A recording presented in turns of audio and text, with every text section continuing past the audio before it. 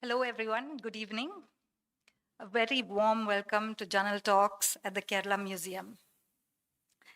The museum, established in Kochi in 1987 by R. Madhavan Nair, was founded to provide opportunities for learning in history, the fine arts, and the performing arts. In 2022, marking its 35th year, the museum launched the Janal Digital Archives, a program that explores digital exhibitions on historical archives and community histories from Kerala. The Janal Talks lecture series forms part of this program, offering public conversations on Kerala's past, present, and future. Supported by the Geojit Foundation, it fulfills the museum's mission of making history accessible to all. Since its inception in 2022, Janal Talks has created a platform for scholars, practitioners, thought leaders, and audiences to connect with evolving stories of Kerala's plural histories, society, culture, politics, and environment.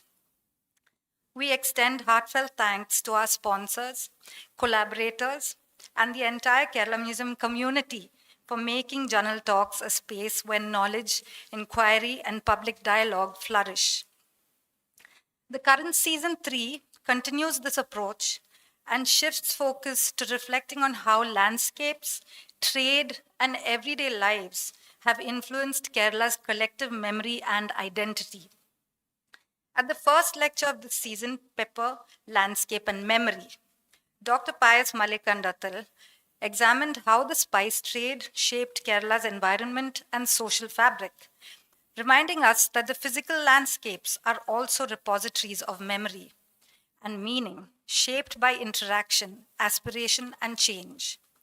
Season 3 is inspired by the photographs gifted to the Janal Archive by Kerala scholar Robin Jeffrey, author of The Decline of Nair Dominance. Photo stills of Kerala of the 1980s he has gifted to the museum archive.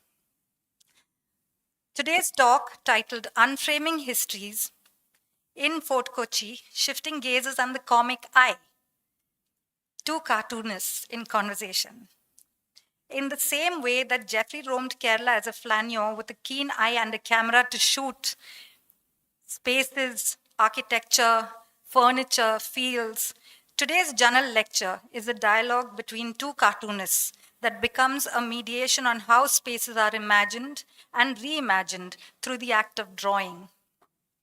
It reflects on how histories, like fine lines on a page, are never fixed.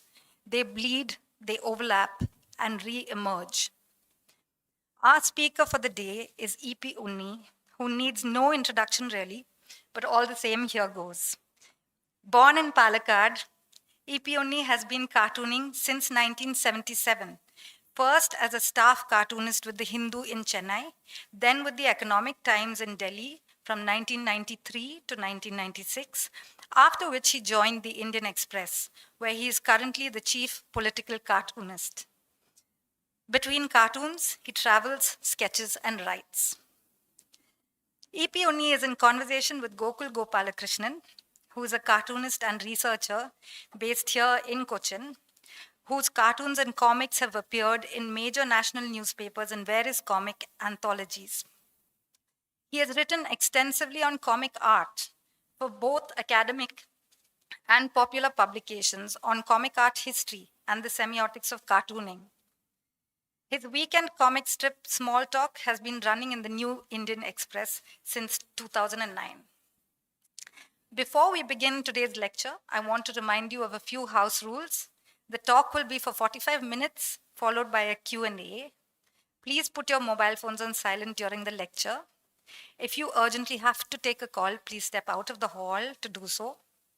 And now I warmly welcome our two speakers for today to the stage. Over to you both.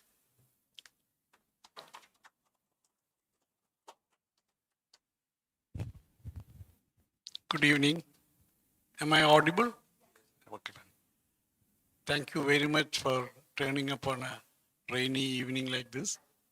I must thank the museum and the entire community of the museum, as Aditi put it, for making this happen and having us over for this conversation. It's not every day that cartoonists get to talk, get to stay in conversation of any kind. Also, even rarer is when two cartoonists are talking about anything other than politics, because most of our cartooning in this country is political. It's rarely that we talk about something as profound as history. So let's see how we get on with this.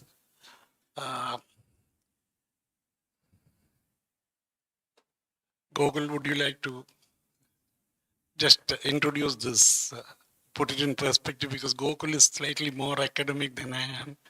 He's done proper research in cartooning, so, and the comic arts, so he'll be able to put this in the kind of perspectives that the museum will appreciate, I think. Thank you, Unny. And warm good evening to all. So we all live in a city, Kochi, which has a shifting history, or probably also the landscape. The landscape being made and unmade over centuries or years. Earlier, if you look at Kochi, is probably the only port in Kerala which doesn't have a long recorded history. Probably Muziris and other places have longer history being recorded regarding them. So which makes Kochi rather a kind of a new entrant into this scheme of things. Also, if you look at earlier writings of, historians of the first century times, like Pliny, and they don't really mention anything about Kochi. They're mostly talking about Udayamperur at the best, and then it seems that the hard land, or the proper where the sea met, or the Malabar coast ended, was probably from Tirkakara, Kakanad, all the way to Tripunithura. And all this was under the sea, or not this exact, the Kochi was under the sea. And probably in the earlier, to some 2000 years back, the sea receded. And again, we could see places like Edapalli and Palarivattam come up. And then again in 1341, the deluge of 1341 really exposed and put new places like Puduvaipin or Fort Kochi. So what we see right now doesn't really have a long history. And this is the idea that we want to explore. What is history? What is this validation of or the long validation that you need for places like this? How do you look at history, places which are keeping on changing? Probably Kochi was made by a climate change event, or the deluge of 1341, where it opened up a new channel and then silted Muziris. It was a sleepy old village, probably some village, mud islands was there. But now we are also constantly being unmade by climate change. Probably if you look at the environmental impact that we are having on the city, the recent report says that the sea level rise is much more than what we expect, and by 2075 to 2100, probably most of the areas of what we call as the central business district of Kochi CBD area might go underwater. Vaitla will go. MG Road might be underwater. So there is a definite risk in Kochi being again taken by the sea, which had receded and which had made Kochi might also come back to claim these places. So in this, this is what this shifting of landscape and histories. So ideally, the best place for this, if you look at, is a place like Fort Kochi, where 444 years of colonial history, starting from 1500 when Cabral comes in, and then many other colonial powers coming in approximately 150 years. It changes. The Dutch come in, and then the British come in. So this is the perfect kind of a space which holds this idea together of shifting geographies and shifting histories. And this is the place where, if you look at, it's quite evident that these are all there. It's not a monolith of history, but it is again the shifting idea of history in all these. Every frame that you look at, you can see there. It's literally a place which shows you that. So Unny had earlier sketched the whole place, and then wrote a book on it a few years later. So what he calls the village fair kaleidoscope of showing all these pictures to start with will set the context, and then the images will tell its own story, and then we'll kind of try and analyze or kind of discuss. Analyze is a very heavy word. Kind of discuss what are the ideas that we were trying to put forth. Unny was experimenting or kind of understanding while he was doing this, the sketching as well as writing. So over to Unny, you'll start the. Yeah, one word about the background of this project. This was originally a book project done for, sponsored by the Katha Publishing House. They had started a new kind of a new wing of publishing to do travel books for the intelligent reader. That's how they described it. Not just a passerby, somebody who would have some sustained interest in history. Something interesting enough to get people interested in and engaged with a place or a culture and so on. So I had this proposal to sketch Fort Kochi and write a little about it because I saw Fort Kochi. I kept seeing Fort Kochi in the 80s because my uncle lived here. I kept coming here very often to see him. And by the 80s, I found that this place had a very distinct identity, visual identity as a doodler. That's what struck me. I'm not a trained historian or I have no scholarship of any kind as a newspaper person. You're all generalists. But I found that when you entered Fort Kochi, you would know that you have entered a different place from the mainland, even without the help of a signage. And when you left, even without the help of a signage, you would know that you have left this place. So there was something that was holding it together. My first probe was, what was it that was holding it together? Something visual was holding it together. Evidently, any tourist brochure will tell you that the place has had a very unique historical experience, which no other coastline in other part of Indian coastline has had. It has had serial colonization. It's not just one power which came and went as the Portuguese did in Goa, or the British in many other parts, French for a little while, French and the British in Pondicherry or Mahi. This was Portuguese, Dutch, and the British. And the power shifts occurred with, they were not non-violent. They were quite violent. Wars were fought over this 1 square mile piece of property. The European Cochin, as it was called then, now called Fort Cochin. It was called Fort Cochin when all the forts disappeared, when it became fortless. And it's got a lot of interesting things like this. Now again, we are packaging it for heritage tourism. That makes the place even more interesting, more alive, and open to more narratives and interpretations and so on. So that is the place. So I had told these publishers that I will sketch. And since the place is very well documented, they wanted some piece of writing, so I'll be able to do some 10,000 words from the common knowledge about Kochi and what I see and what I go through. So 5 weeks I stayed here in the height of summer. That's when my sponsor gave me, nobody will put you up in the peak season in Fort Kochi because Fort Kochi is a much sought after destination.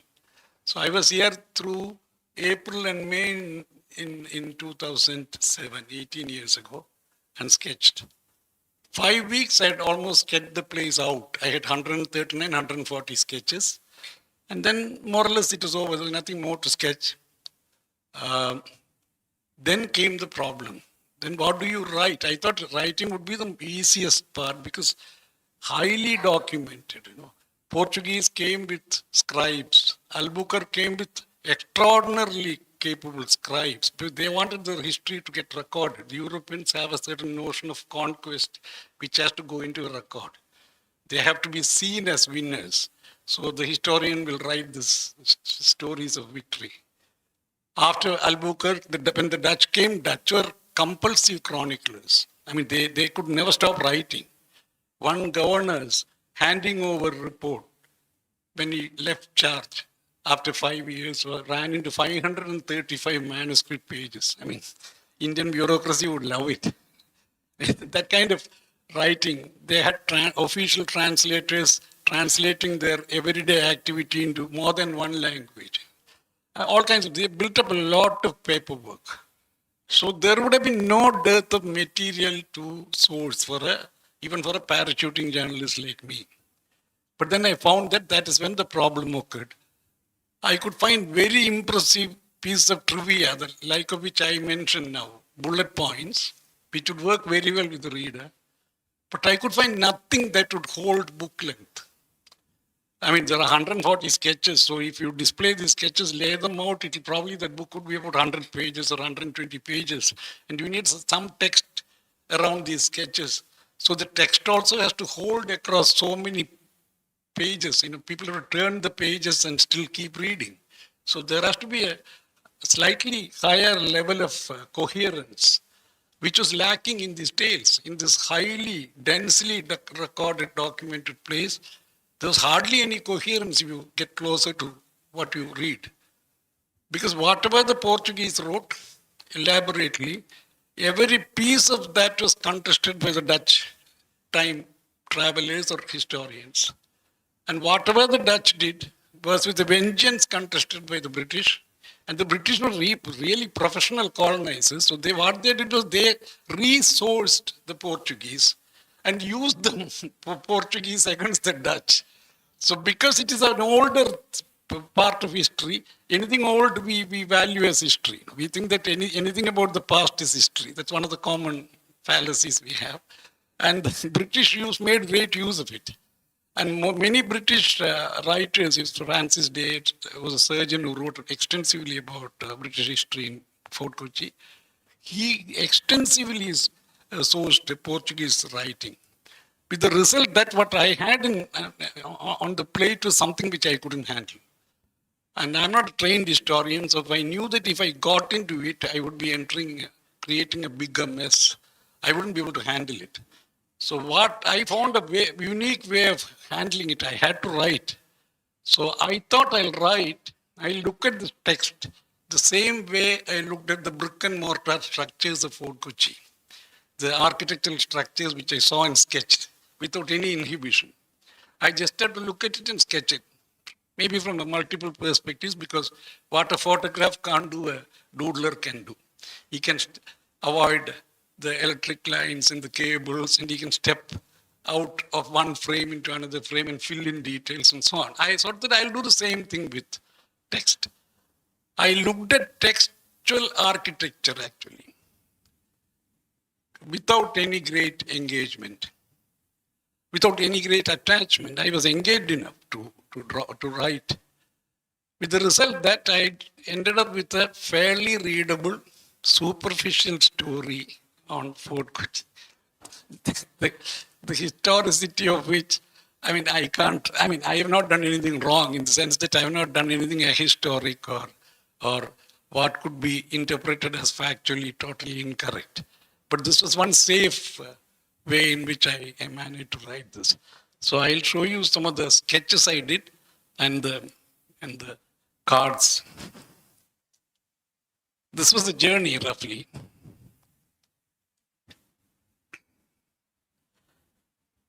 St. Francis Church.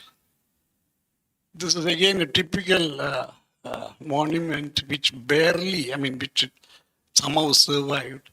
When the Dutch came, the Portuguese built it. When the Dutch came, they wanted to demolish it. They apparently packed it with gunpowder and wanted to blow it up.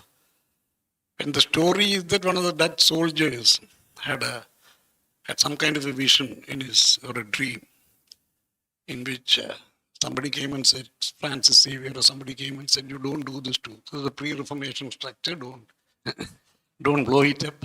So they told the Dutch government and they decided not to blow it up. They converted it into some everyday activity place. They trivialized it. It was no longer a place of worship, I think, during the Dutch rule. This is the Calvety Bridge, the India-Asia border at the time. The Europe and Asia, Euro-Asia border. I think we were just wondering whether this was another Pathadi Palam, all of 10 feet long. The typical Dutch the structures are called VOC. Apparently, the beach line, especially, there's a river line and the beach line in Kochi. Beach line is full of these beautiful bungalows till the British came and blew it all up.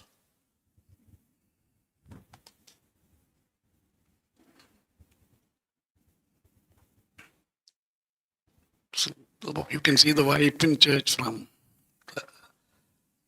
in the background. I have counted from 1500. And Kochi, that's another interesting thing about Kochi. Kochi has a clear date of birth. I mean, the kind of port town that whose history we talk about, it is 1341 as the deluge. That's when it became a navigable port. That's where the kind of history that we talk about starts in Kochi. And it has colonial history also is a very clear date, 1500 Christmas Eve, 24 December, 1500 AD, Cabral stepped in.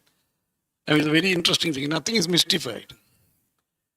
But all of that doesn't help, doesn't make the so-called history any clearer. That is the point that this is probably part of whatever is left of the fort, I think.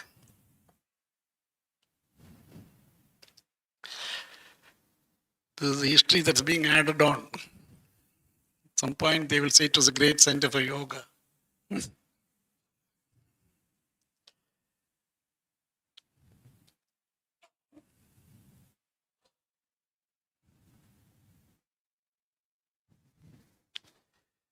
This is the basilica. This also has a history. We'll go into that later. It was not here. People would tell you, a tourist guide will typically tell you that this is 500 years old. It's been here for 500 years. It has not been here for 500. It is 500 years old, but it is sad. It has moved. You won't believe it. Just such strong structures like place of worship, statues. Everything seems to move in this country. I recently heard V. Sri Ram, the Chennai historian, talking about a statue in Chennai that moved.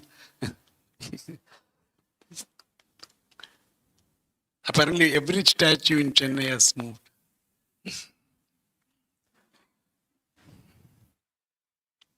This is what is left of the Dutch Hortus, that garden.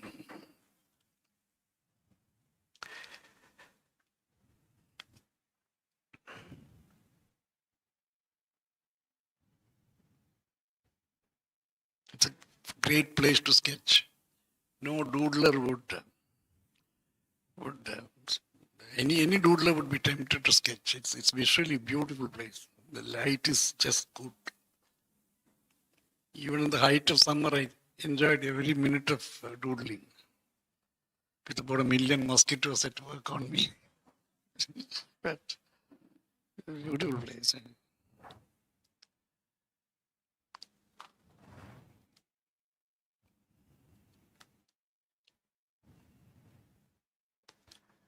This is a favorite of film makers. I think hundreds of ad films must have been shot at this point near the Vasco House and this old building where Francis Xavier is supposed to have stayed. I think it's a French. It is under the French for some time. Some French establishment was running here.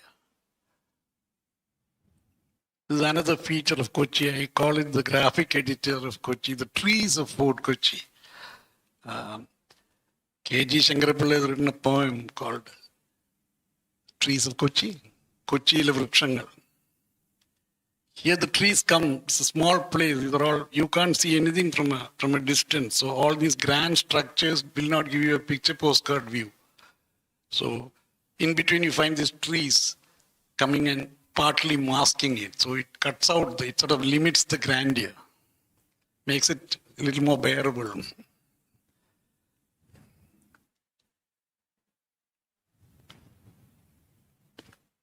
See the way the trees work.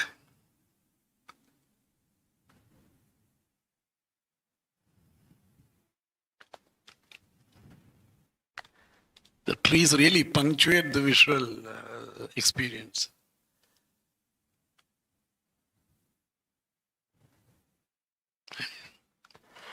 In the morning, the Kochi's musicians come sit here and sing.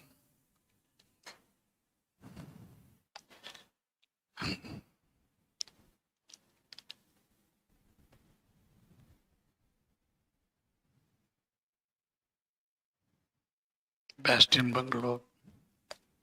I think now it has become a museum. I think it used to be sub-collector's residence.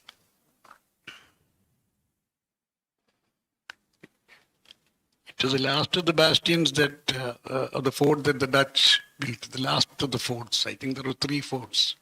A small one by the Portuguese, then the bigger one. The Dutch reduced everything the Portuguese did. They brought everything down. They made it 1/3 of the Portuguese thing. Finally, British finished it and called it Fort Kochi. British have a sense of humor. Once the forts are finished, you call it Fort Kochi.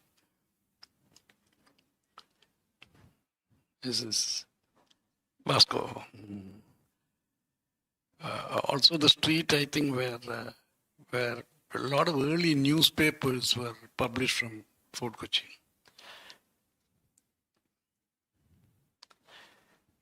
Yeah, this was the interesting thing, like soldiers clashed, wars happened, chronicles, I found the chronicles clashing. That happened because of this multiple colonial presence, serial multiple colonials. That is what I recorded because I recorded, that's what probably something interesting, that exciting that I could mention in the book, the way the chronicles clashed. This is the harbor. Beautiful. This is what makes Kochi what it is today.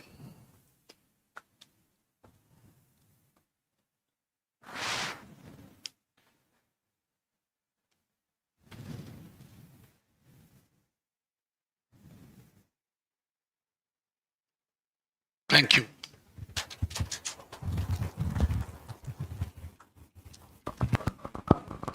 If we can we go back to the basilica? The basilica, yeah.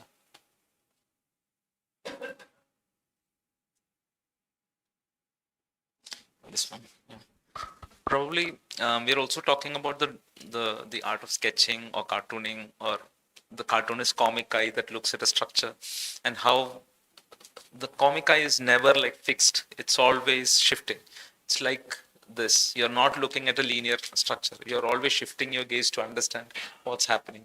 And probably in between these gazes is where the history comes out. The problems with all these things can probably be evident to a comic eye, because then you realize that this is not a linear history. So Basilica, probably this, I love this image because of 2 things. One, it clearly captures what the history of, or how history is made and kind of handed down. The cathedral was probably closer to the waterfront when it was first made.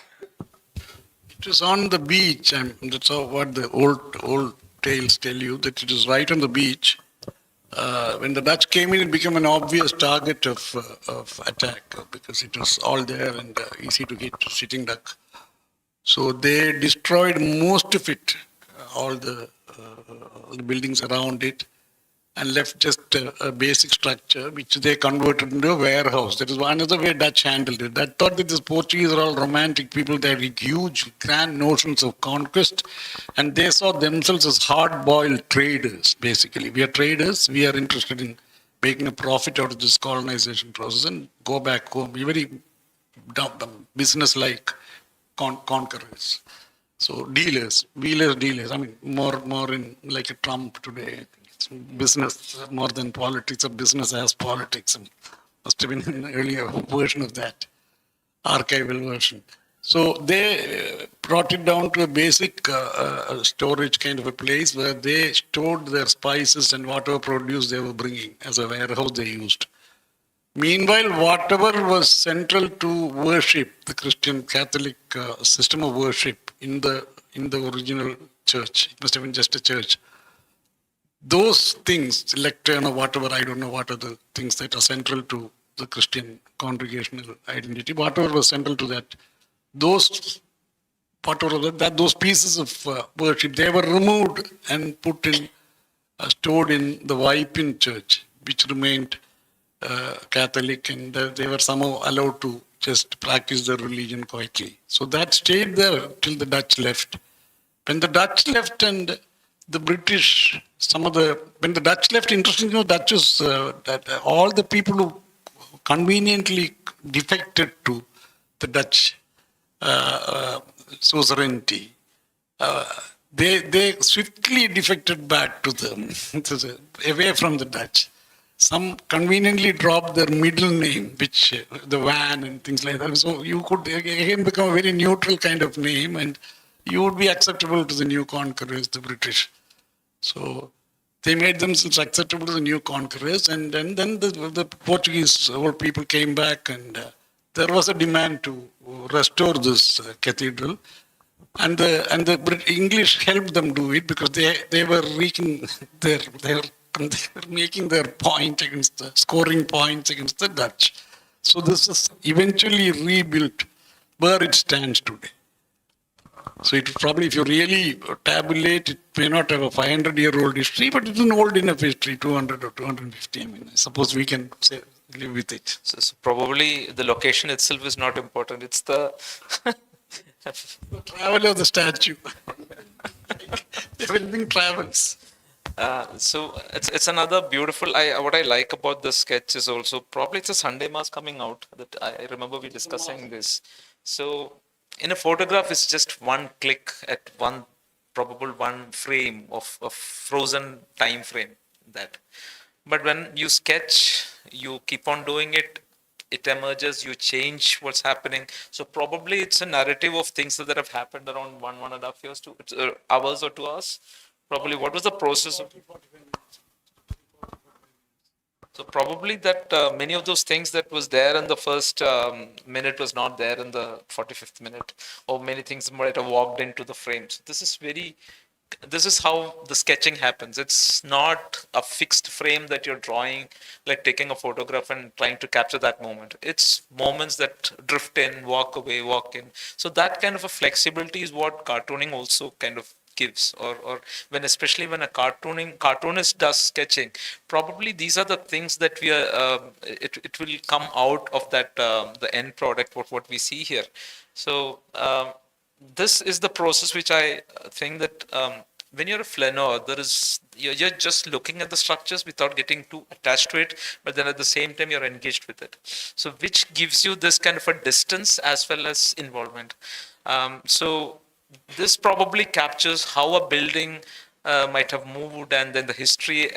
I mean, you look at this picture, then you understand what is a different kind of history that's attached to it.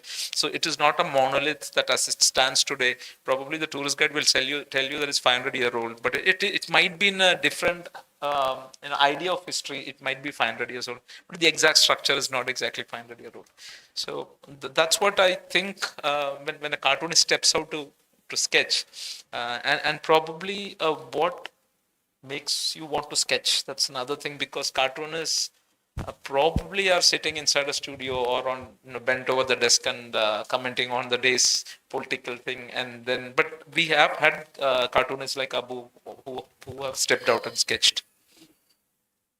There are cartoonists who sketch. There are cartoonists who don't sketch. They cartoon all the time, but I didn't sketch for the first 10 years of my cartooning. Of course, I entered cartooning not from a fine art stream or from a design stream. I entered it purely out of newspaper reading and interest in politics and so on. I picked up my drawing at the cost of my publisher or my proprietor, and slowly learned it on the job. But at some point, it was Vijay, Novi Vijay, a cartoonist, who never stepped out to sketch, who told me to sketch. He said that you have a different kind of a line, so it'll be good if you let that line loose, and which happens only when you go out and sketch, and it'll be good for you. And I found it quite enjoyable. And then again, at some point, this what is called graphic reportage now became, in an earlier version, Dasar would know as an editor. He was my editor. Editors like him, the classic editors at that time, who were very innovative also. They would send cartoonists out to cover elections or an interesting event and get what are called color stories. And not only cartoonists, they would ask the sports reporter to do politics, an election. So you get another perspective, and you don't get into the nitty-gritty of what is happening. That will be done by the hard reporters. But you will look at this whole process of whatever the event is. If it's an election, the whole process of how a campaign happens and so on. So I used to get sent out to do this by my editors. TV Action, I started it, and then my editors subsequently, all my editors in Economic Times and the Indian Express, they send me out to cover elections. So that's how it became a kind of part of work. And when I did my first book, that was again in a book of sketches, Spice and Souls on Kerala. This was the second book. So sketching by that time had become almost compulsive. Whenever you got the leisure, you would go out. And doodling is very compulsive. Lakshman is a compulsive doodler. Mario can stop doodling. He can fill up a whole page in about 15, 20 minutes. His way he doodles. He's a very, very, very excellent doodler. So once you get into it, it stays with you as a habit.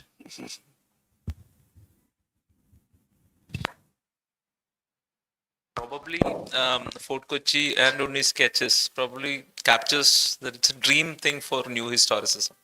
Like it talks about how the textuality of history, how history is purely textual, how you create history, how you rewrite history. Histories are like basically written. It's not something that's handed over down generations. It is bound to change, but also that historicity of the text. While how a text like a building like this probably is read differently across generations. The British might have had a different idea of the Portuguese history. The Dutch has a different, angle to that.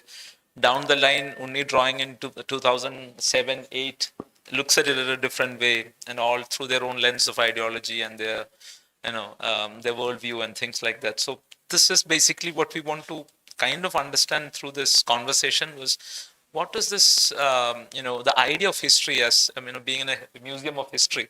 It's very interesting. What is the history that you conserve? What is it that you're talking about? What is this, is it an abstract idea or is it a very solid, that this is how the history is? So this question, the Fort Kochi as a place questions this very idea of like, what is history? And Unny sketches also basically brings out that contradiction in between when he writes about with the text and the images. Yeah, it keeps on getting made and unmade. I found, as I was walking around and sketching, I found one place being changed, restored, or whatever. Made into this is how history keeps happening right before your eyes. Restoration is probably a very profitable Restoration is a very polite word. It is anything, but what happens can be anything. A. Ramachandran, the artist, talks about the mural restoration that happened in Kerala. Most of the temple murals got good Asian paints in the first generation. So restoration can be a tricky business. Yeah.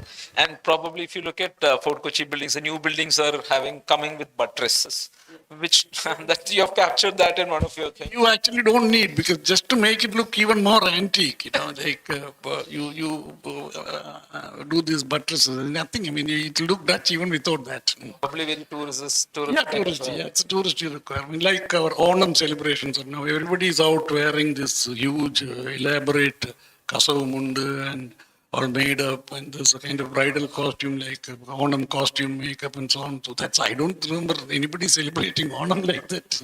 Any part of Kerala, even in my young days. So, you got to make it all look older and antique and so probably better. Older is better. So fabricated memory as well as history. Fabricated. And after about a couple of years, you'll start believing that it actually happened. Yeah. Some of my content, this happens at all your alumni meet. Many of my classmates tell me of things which never really happened. But you have to be polite and you have to agree with them. That's the history keeps playing in and out of our lives. So I think we can open the floor to questions, and because it's already, I think 40 minutes are up. So next is, we just talking history is not the way to go forward. We'll have interactions on this. So it's if you can, if someone has questions and things like that. Yeah.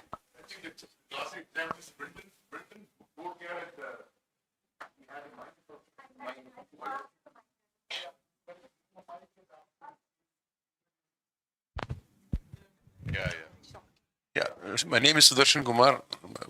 Basically a retired person. Used to be a chemical engineer. Now, very interesting talk it was. The discussion was very interesting. Thank you. Now you're talking about evolution of history.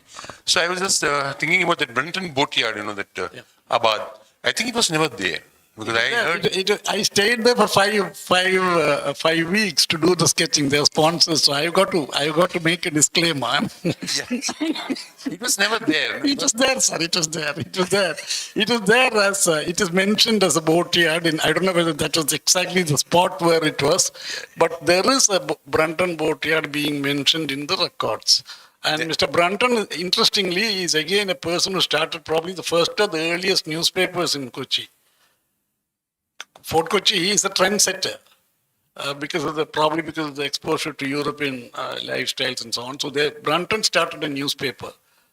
Was it Paschima Tarika, Western Star or some such thing? It had a parallel Malayalam edition also. And one elder from the Malayalam Manorama family, Varghese Mappillai, somebody came to Fort Kochi, interned there and picked up this professional skills of editing.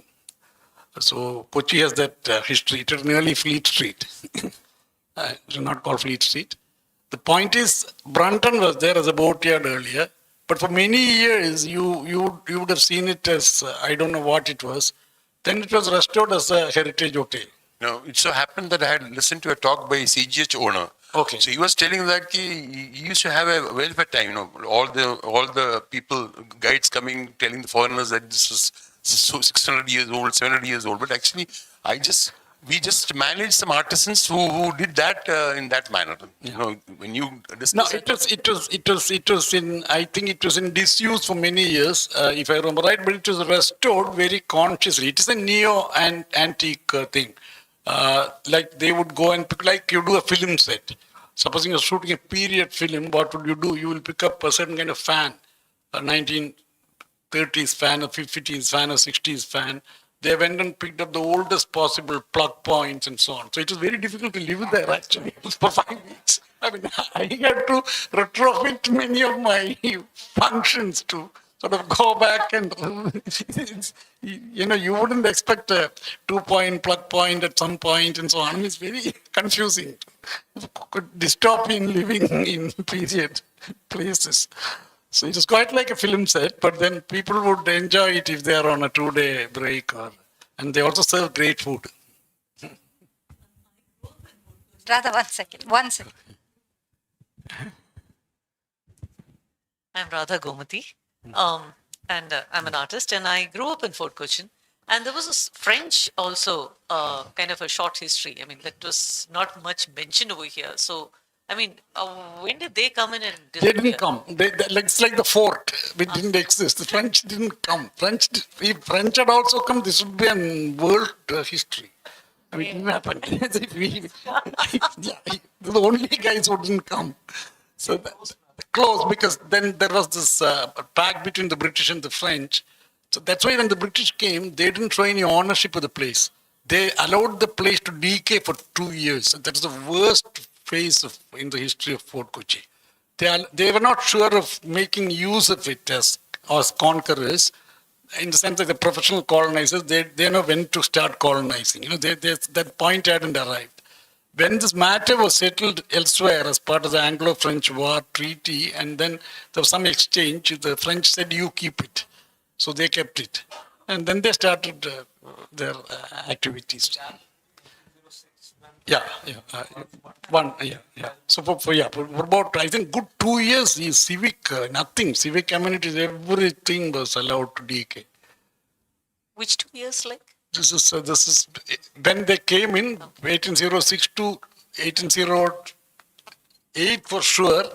Then by 12, I think it picked up again. The British colonization started properly. Once they colonize, of course, they improve basic facilities.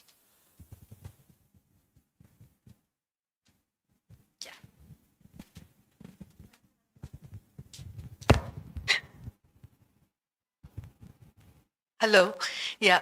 My question is on the process of sketching. Did you, I mean, when you went to sketch Fort Kochi, had you already read up a lot before you sketched, or did you first sketch and then start reading up? I mean, which came first? So, and I mean, if you had read up first, did that influence your, like, what you picked up, you know? Great question. If I had read up, I wouldn't have gone anywhere near that place because it's simple reason that I went because it seemed so easy to do. It seemed such a direct and easiest thing to do, and it was quite fascinating to sketch a place like that. If the publisher had said you just sketch and somebody else will write, then I would have agreed.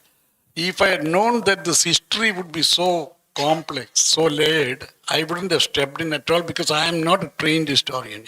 I'm a very common reader of history. So I wouldn't have been able to handle this. So I went with the assurance that it's such a well written about place. It's written about extensively. So you go sketch and the text will just follow. This is how we do. I'm used to parachute journalism. I go and during the election, I go spend half an hour on a public meeting, talk to 4 people, and do a story. And this is, I thought this will be as easy as that. I was hugely mistaken. I hadn't read anything about Kochi history except probably what Sanjay Subramanian had written on Columbus, not Columbus, Vasco da Gama. The legend and career of Vasco da Gama. I had read that book thoroughly for my first book. It was as part of West Coast history. He mentions Kochi. That's more about Calicut and Vasco da Gama. That apart, I didn't have any deep knowledge of Kochi history. I had to think of. In fact, I wrote one draft which completely reimagined the whole thing because I found that it was very difficult to get into that history for a common person. So I did the drawing quite easily, and then had to struggle with the text. Any more questions? Raise your hand, please.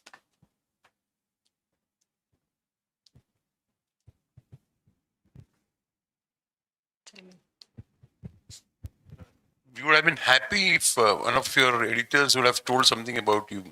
It's been fun listening to you, the way you discuss things. I think there are a couple of editors out here who have There is at you. least one who is, seems to, yeah, he is himself a chronicler he's a historian of Kochi. More serious stuff than mine, certainly. After that. You want to know me to talk about Unny or Unny sketching?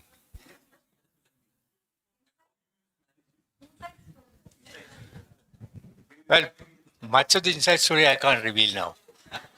So I'm very cautious in the sense he's a tough staffer. And I had occasions to request him to cover any election or any event for that matter.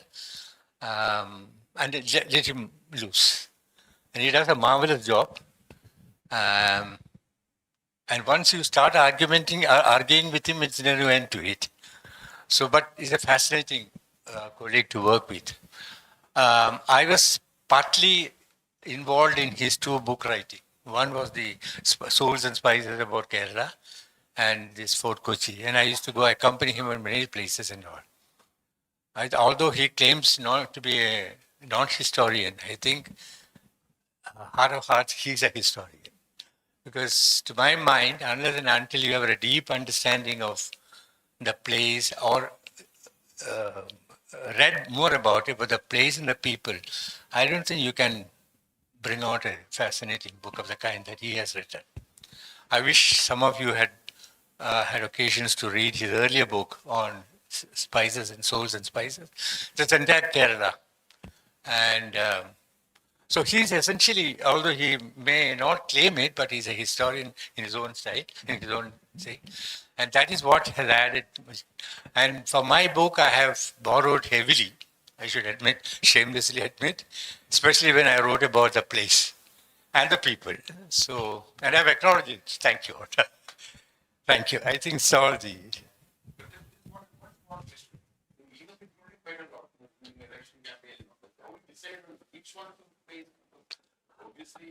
And, no, no. Actually, we don't tell him what to do it. That's yes. Yeah, yeah, yeah. Then that we select. The selection is by the editor or the news editor or whoever in charge of it. He goes and covers meetings and all. As I already mentioned, it's a color pieces, not the kind of analysis that the reporters do. And that is what makes it more interesting to read also. Because in many cases, when he covers, say for instance, I was with him when he covered that famous Kollam, where Baby and Premachandran contested, more than the issues that they discuss, it was their antics that attracted him and that he described. So when you read the reporter's story and his story, you get a clear picture. Everything he writes. Oh yeah, everything he writes. You must have seen his pocket cartoons, Indian Express pocket cartoons. I always managed to mention, long before I knew him and I became friend of his in Madras, at the height of I'm very tired of repeating the story, and he was really fed up hearing it. There was the oil crisis. And the oil crisis, the prices shot up, everything and all. See, he put it in the Hindu, did a beautiful pocket cartoon in which an Arab takes a small bottle with oil and gives it to his son. Keep it, you can make a fortune later. And that summed up. See, as editorial writers, probably what we try to convey in 400 words, probably cartoonists like him conveys in 4 lines. So that's the difference.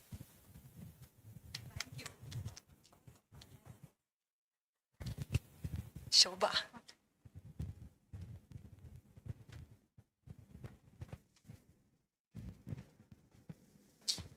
Yeah, I just wanted to say something about that church, the second one, the Catholic church that moved.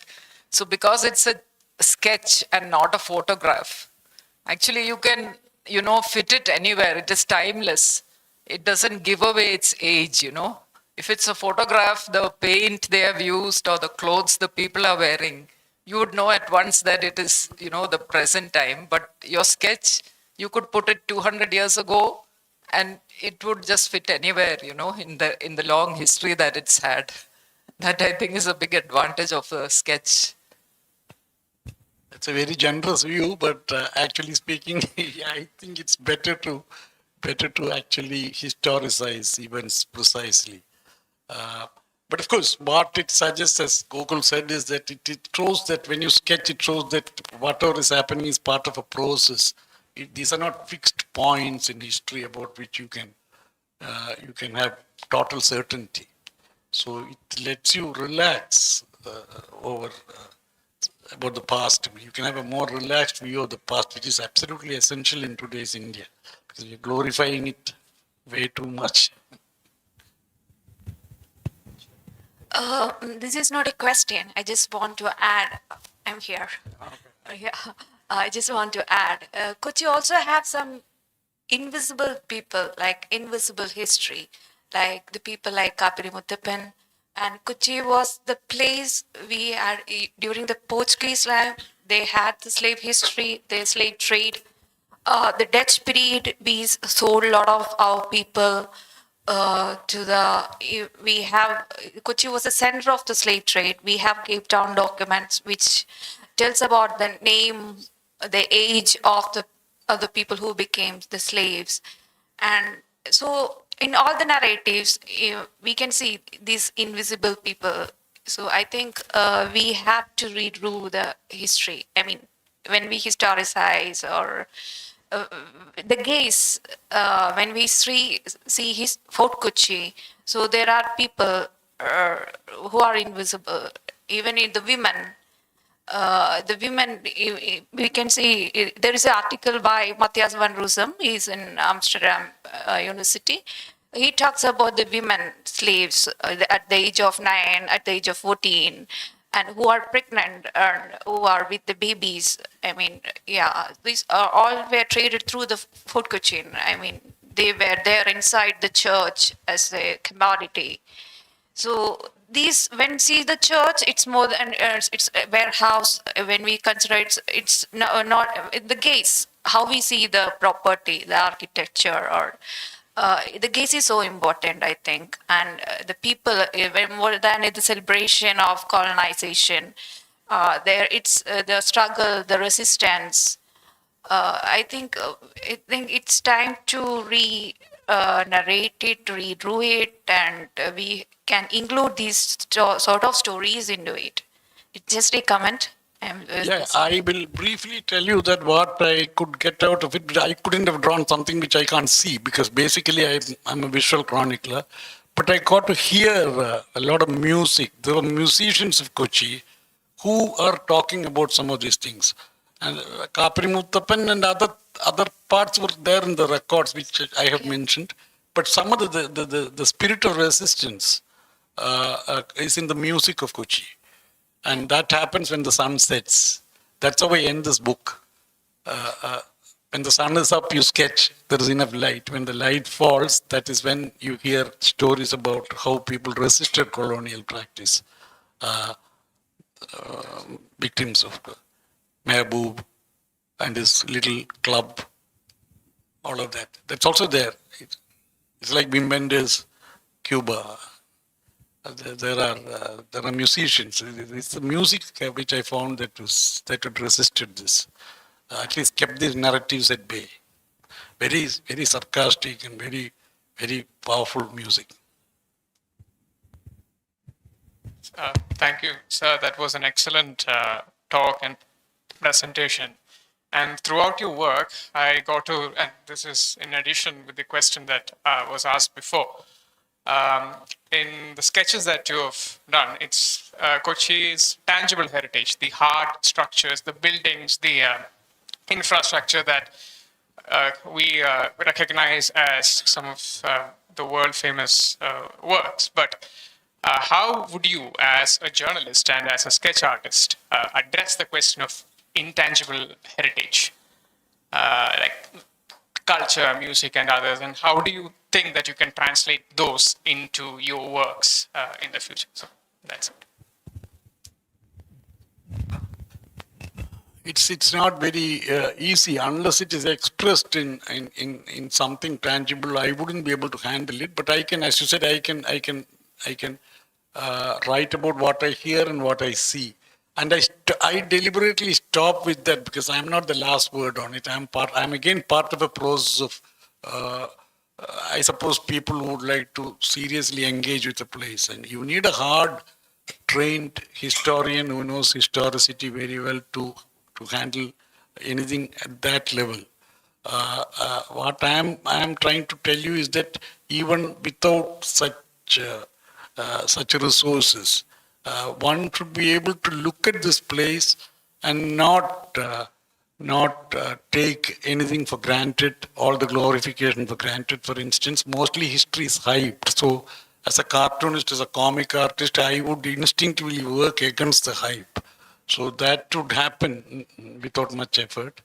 Beyond that, to actually engage with it with any kind of scholarship is something that I wouldn't be able to do. But if it is there, as I said, if Mehboob or if his Mehboob's fans, his followers, if there's a certain kind of music which is a music of resistance, protest, I can talk about it.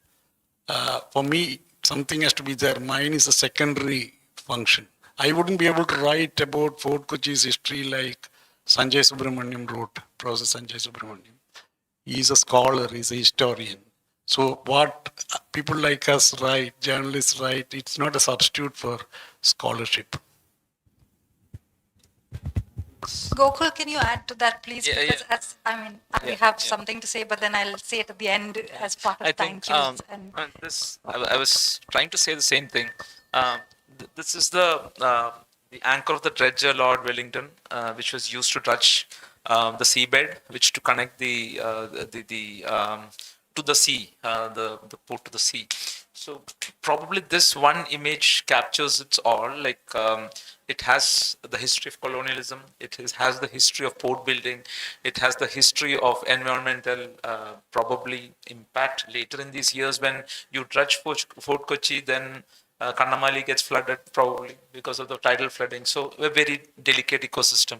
It also talks about Bristow. No? He comes in at 1920 and then till 1936, 37, he works here. He builds a port and was visionary enough to make it big so that it could accommodate naval ships. As the Asar and Unny has also written about it, that he wanted it.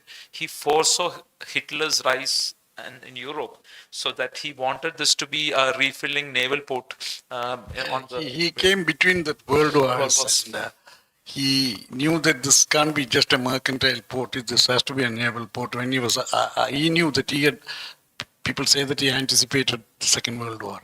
He knew that the Treaty of Versailles and stuff like that won't resolve issues, so some of the issues will remain. And he had a sharp political mind.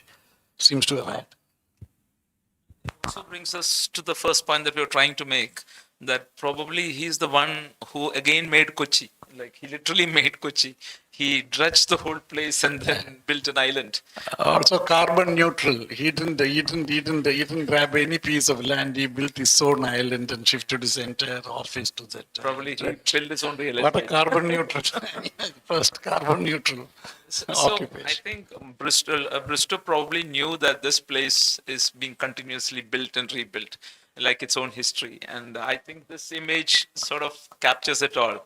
How a city can be built and then new places can be formed, and again over a course of time, like its own histories, it will again find new ways to form and being unmade and made. So probably what also sums up the idea of comic art.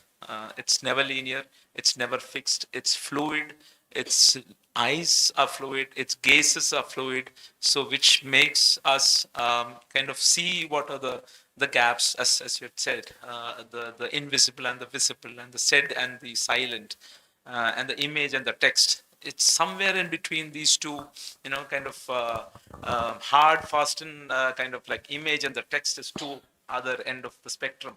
But in between, in these areas where we find meaning and we find gaps and we find how to reconcile between these extremes. Putting it squarely in the intangible, don't you think?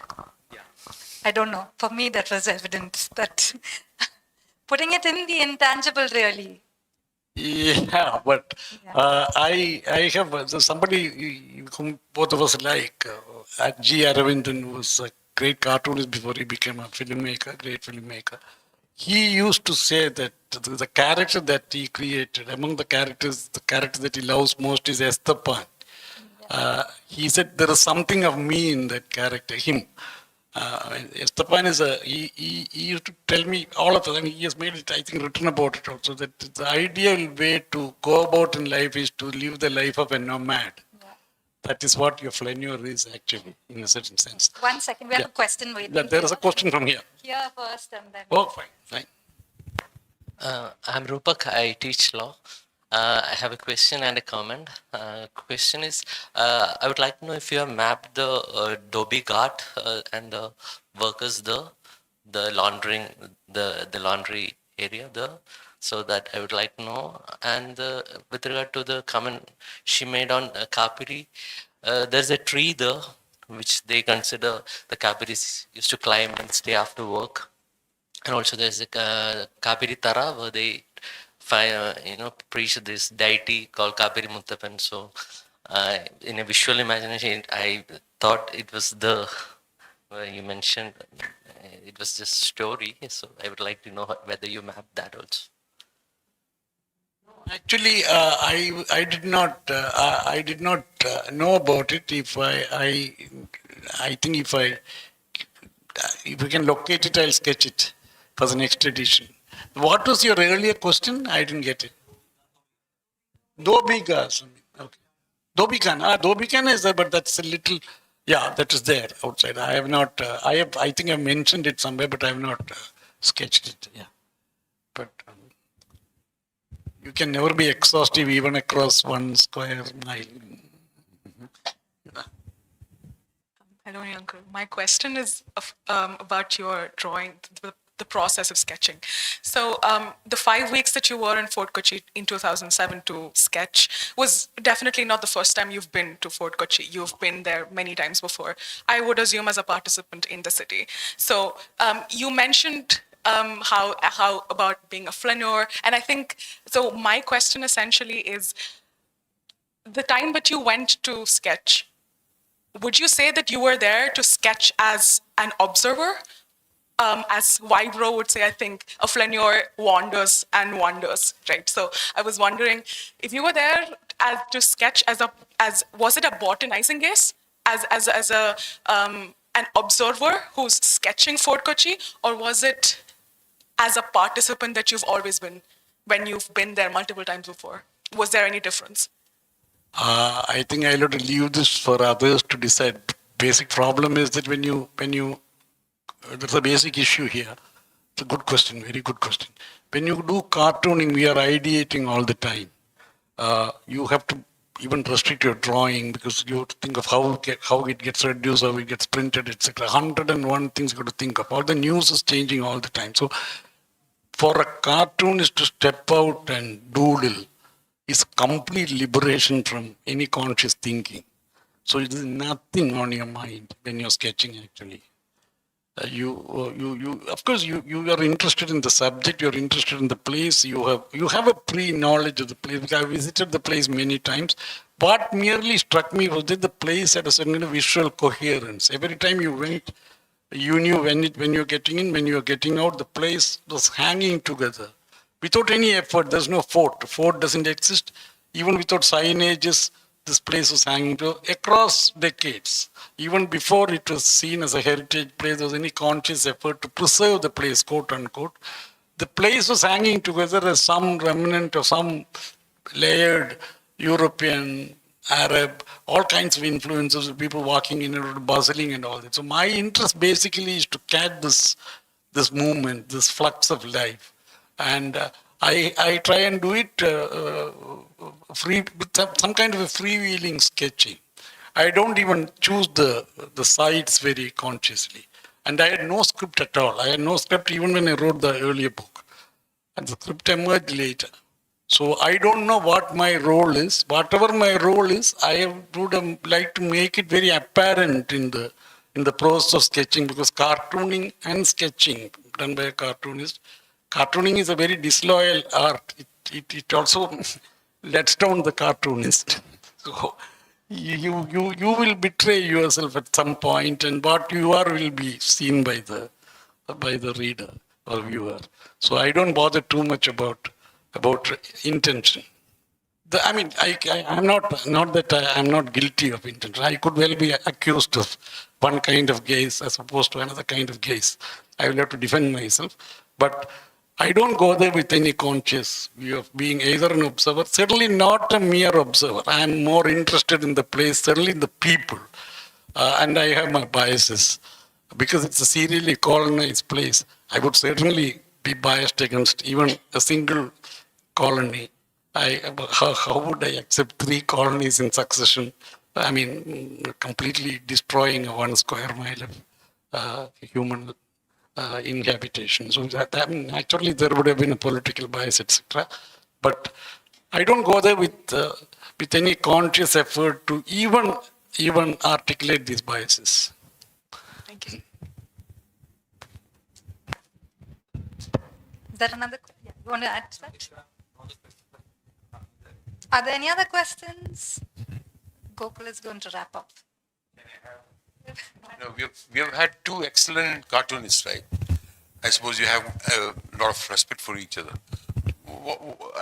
We have not heard much of Gokul today. Rather, he was having a very silent. He was a silent spectator and then commenting.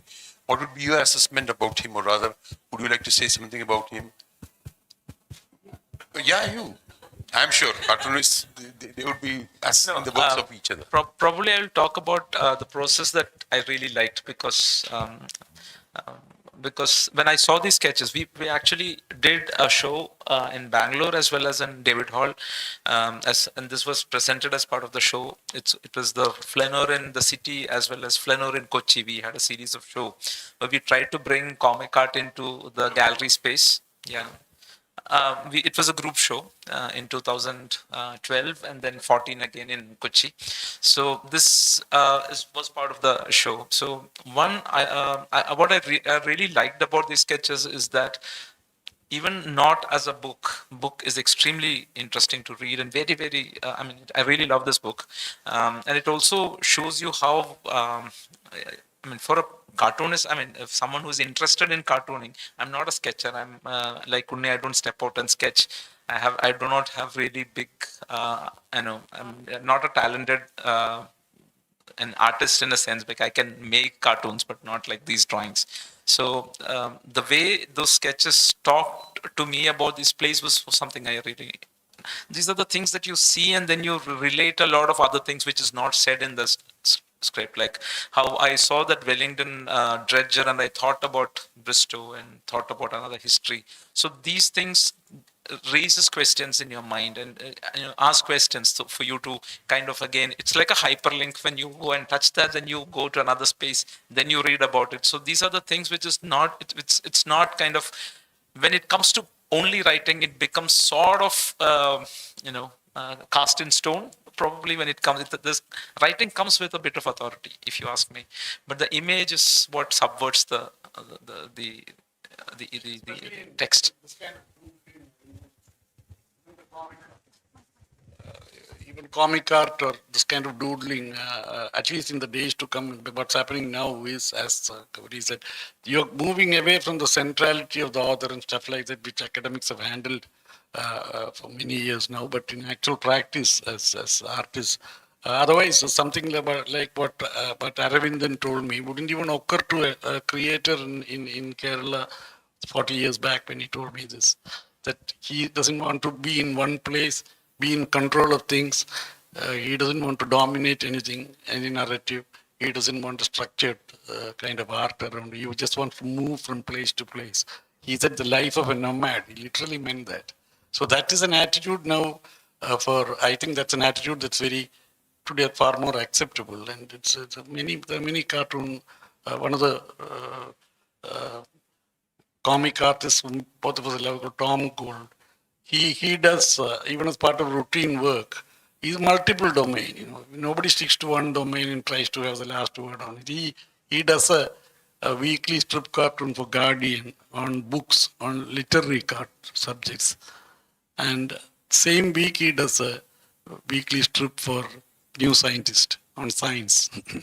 This is the you can call it a range, or this is the urge to move from domain to domain. There is a nomadic, there is a wanderlust in this kind of creativity. So that means you don't stick to, you don't want to be in control of anything. You don't want to, as somebody said, fools build houses for wise men to stay, rent. I mean, you don't want to build a house, stay there, make this my place, my thing, control things. I mean, that's not there at all. That centrality is gone in many domains. And before all that happened, I think it happened in cartooning quietly. There is no great centrality. And about Gokul, I met Gokul because of, again, his interest in Aravindan. Gokul was a researcher. I had written something about Aravindan's collection of cartoons. So he wanted email interview with me. That's how we came into, became friends eventually. We met and became friends. Share a lot of interests, including travel, sketching. And also probably comic art. One interesting thing about comic art, it's basically looking at shared memory and shared experiences. You don't state it very clearly, or it's about evoking experiences of something that you've seen somewhere. That is how you make the connection, rather than stating it explicitly. This, as I said, image and the word can both contradict as well as kind of support each other. The image doesn't necessarily need to be the same. I mean, like an Amar Chitra, it probably is, where someone is drawing the sword and it's literally written that he has drawn the sword, and it shows that. But in a more interesting comic art culture, it doesn't necessarily need to show the same image as what you're writing. So that gap in between what is seen and unseen and what is said and unsaid, that's where meanings are generated. And for that, we need to focus on how a shared visual experience that we all have, what is the visual culture that we all share, experiences that we share. So it's very interesting how you tap into these things that, the whole of us probably share by seeing Fort Kochi or our experience of Fort Kochi. So not being too judgmental about a place or not being saying that this is how history should be, which is very interesting for me. It's almost like a comic strip for me. We have one last question, and then we. Neta, the way you drew those trees and used them to frame, I saw some really stunning drawings there. I mean, it's He's coming from a full-fledged artist. I think this is a compliment. I didn't do the trees. I left the trees under. Exactly. That is what I was saying. That's the answer to the question, because Yes. it's always laziness that finally works. Neta, you always have the self-deprecating way of putting things. That's fact. I mean, that's later I got this idea that I was wondering how. See, as you said, there was no preconceived idea. So I had seen the place so many times. When you actually go there and to start sketching, then you see it differently. And there are visual possibilities. Like even filmmakers like Wim Wenders, with a script he goes and shoots. Then he finds that a new building is being built up somewhere, some construction activity is going on, or something else is. He will integrate it into the frame. Even Ray did it, Satyajit Ray. So these are things that happen in front of your eyes, and that is what actually fascinates you, what you have not planned for, how the place surprises you. Fort Kochi is full of surprises. Once one of the schools I sketched, I thought it's an old building, and I thought somebody had carved a nice pigeon or some such thing on the top. I went on sketching it for about 26th minute, it flew off. It was an actual lazy pigeon. And this kind of things happen, funny things happen all the time. Like Mario used to say that the whole business of sketching, the skill is to how to convert an accidental drop of ink into a bird.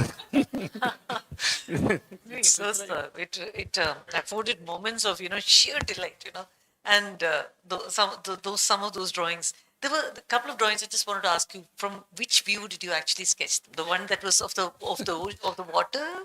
Not drawn there. So then nothing. I was not drawn. Not drawn. No, that's another luxury doodler has. Anyone who sketches has. If you don't have a camera, camera will, whatever lens you use, it will be, that's the limit. Hari will tell you how he probably overtakes or handles that limit. I don't know. But the point is, when you sketch, you finally get some kind of a vague frame in your mind. You can keep shifting your position to get more details into it. Sometimes the whole thing collapses. It's a huge risk because things don't hang together, but mostly through experience you get this. And also when you go for elections and all that, you never get a preferred or the vantage position to sketch because of the crowd, milling crowd. I have covered Karunanidhi and Jayalalitha in election rallies. How do you sketch? You're being jostled about it. That's when you sketch. So you pick that skill. Here is far more relaxed sketching. So you can keep on, shifting. If there is something if there is a transformer or places full of electrical structures, Kerala, cables, you don't find a single frame without an electric line or a cable and all kinds of things. But you can cut all of that out. And you can also, as you said, the view, you can keep changing. And literally, it gives you a multi-perspective kind of, multiple perspective. Yeah. Harbor was from thanks to Dasar. He gave me from where to look at it. It is from a portrait, one building, and also from another view I got was from the Taj, Malabar. What is the room number, sir? 302 or top? There's one room. From where One room at the top of the new building, the corner room. From there you get a panoramic view. That's what I suggest. That access. I just added before, I'll take 5 minutes. Both of us went to Tanjavur to write a story on the Tamil Brahmins. And we went to that famous temple, Prahitreshwar temple in Tanjavur. I don't know how many of you seen it. There are 3 gates in front of the temple. and the distance between the building, the gates, not very short. You can't take the second building, you can never be able to take a photograph because of the distance. So we were particular to get that. So what Unny did was, he stood in one place, drew the half, and then moved to the other thing, and sketched the other half and joined together. And if you see that photograph, it is one of the most fabulous photographs. Nobody will be able to take a photograph that kind. That is the one he was talking about movement. That he talked about. Yes.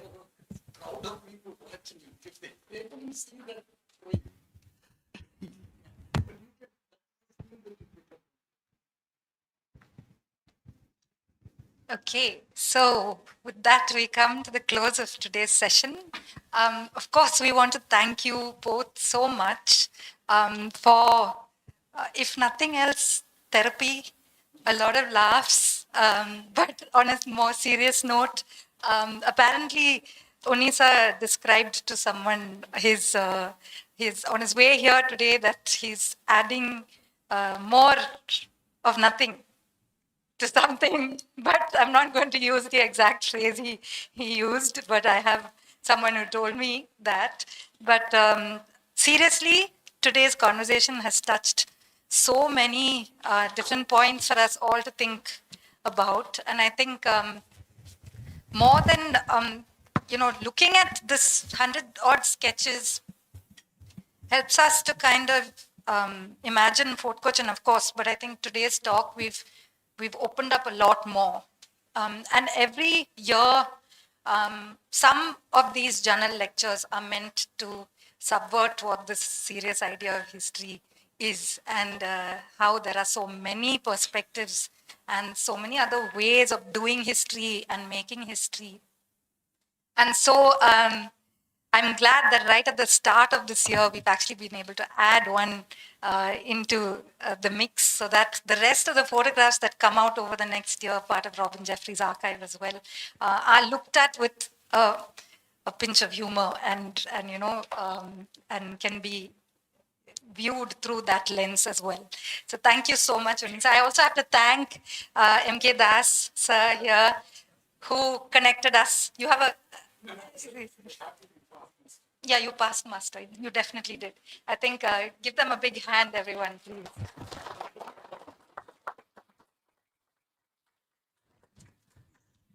Thank you. Before we close, I'd just like to mention that we appreciate especially the Geojit Foundation's support, allowing us to just go in all kinds of random directions that kind of lead to somewhere at the end of the year.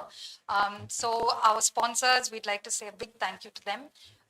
Follow the Kerala Museum channel and on YouTube as well as, so you could have also watched this online, but of course you'd have missed all this great conversation.